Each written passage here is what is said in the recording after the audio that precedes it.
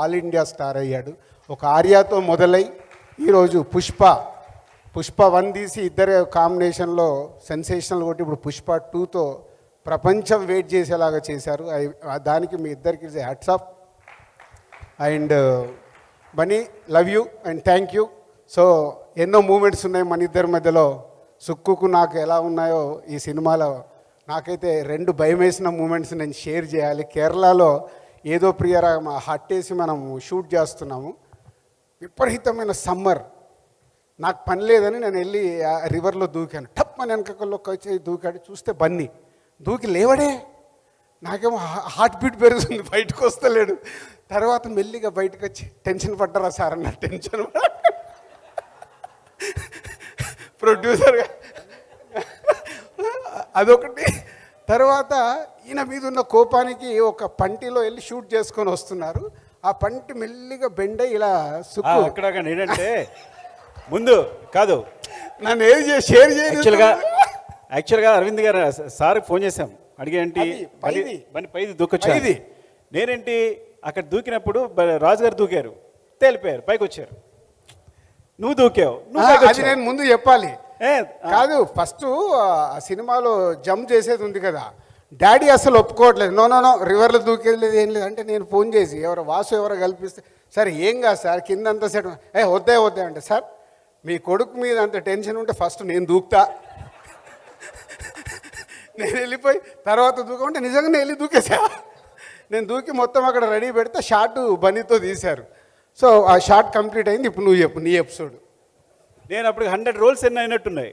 ఈయనకేమో కోపం ఏమో ఎక్కువ తినేస్తాయి కదా రీల్స్ అన్ని. 400 ఎవ్రీ 100కు స్వీట్, ఎవ్రీ 100కు స్వీట్ పెట్టాలి, తిప్పి కొట్టాలి. మాట్లాడితే 100 అయిన వెంటనే కొట్టేవాడు. ఈయన స్వీట్ ఇచ్చి వెనకాల ఫట్ కొడుతుండేవాడు. చెయ్యిలా విరిచేస్తుండేవాడు పట్టుకుని. ఫ్రాంక్గా చెప్పాలంటే ఇది పాత నొప్పి, ఈ చెయ్యి ఇంకా నొప్పి ఉంది నాకు. ఏదైనా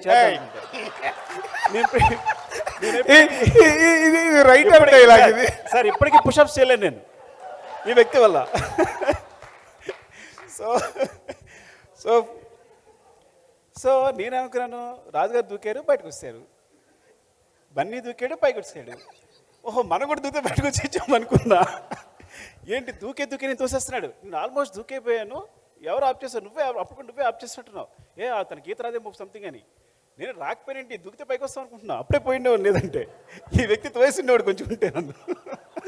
సో అలా అప్పుడు ఆ ఎపిసోడ్ అయిపోయిన తర్వాత పంటిలో వెళ్ళి షూట్ చేసుకొని వస్తున్నారు. మేము అందరం అటు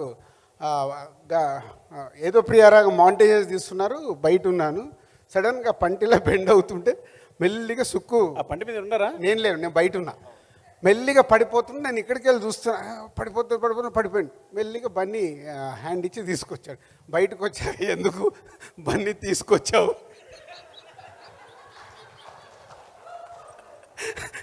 వదిలేస్తే అయిపోయేది, నాకు పీడ పోయేది కదా అంటే వాళ్ళిద్దరు ఈ సినిమా హిట్ అవుతే ప్రామిస్ చేయించుకున్నారు.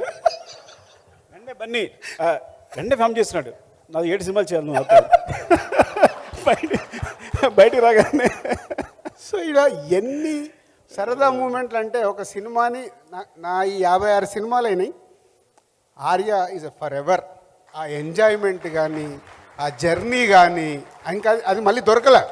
అంటే is a beginning days efforts పెట్టి జర్నీ చేసి అందరము ఒక టీం లాగా చేసి సక్సెస్ కొట్టడం.